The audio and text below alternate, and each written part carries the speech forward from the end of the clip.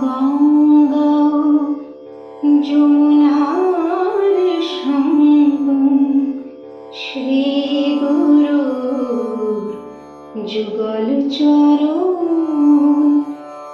সেই সঙ্গমে যে একবার স্নান করে চিরতরে ধুয়ে যাবে জন্ম।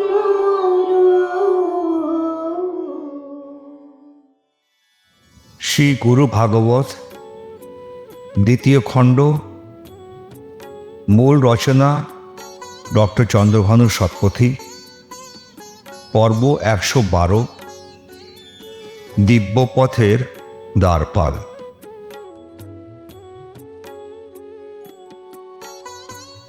সে দ্বারপাল বড় পুণ্যবান। তিনি গুণাবলী দ্বারা সমৃদ্ধ এবং ঈশ্বরের দয়া দ্বারা ক্ষমতাপ্রাপ্ত। তিনি ছাড়া আর কারোর ঐশ্বরিক দরজা খোলার ক্ষমতা নেই। দ্বারপাল যখন করুণাময় হন, তখনই দরজা সহজে খুলে যায়। শ্রী সদ্গুরু হলেন দ্বারপাল, যিনি সর্বদা এই দিব্য খেলা খেলেন।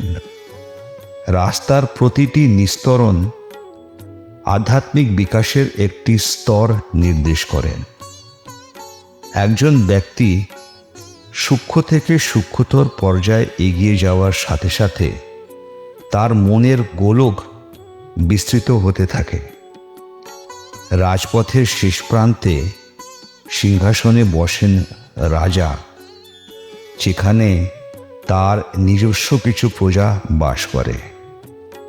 পথ অনেক দূর পর্যন্ত প্রসারিত, যার শেষে রাজা।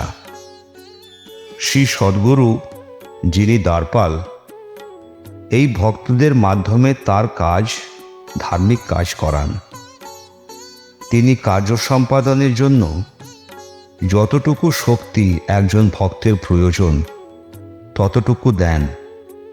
ভক্তের প্রতি সর্বদা নজর রেখে তিনি তাকে আধ্যাত্মিক বিবর্তনের পথে নিয়ে চলেন।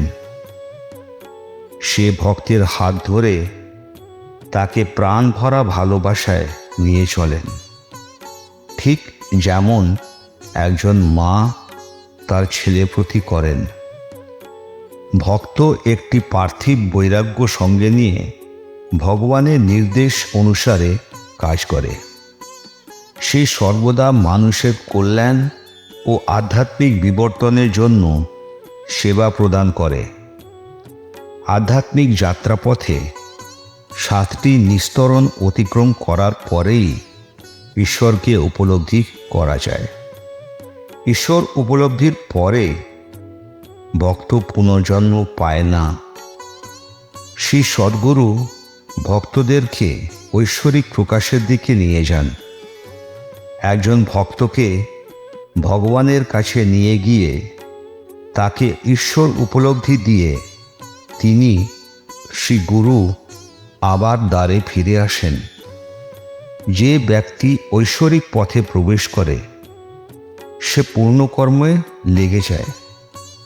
এই ধরনের ঐশ্বরিক কার্যকলাপ শুধুমাত্র পূজা, অর্চনা, ব্রত, সাধনা বা পবিত্র নাম পাঠ, ধর্মীয় অনুশীলনের মধ্যে থাকে না। শ্রী গুরুর চরণে আমাদের সবাইকার সাষ্টাঙ্গ প্রণাম।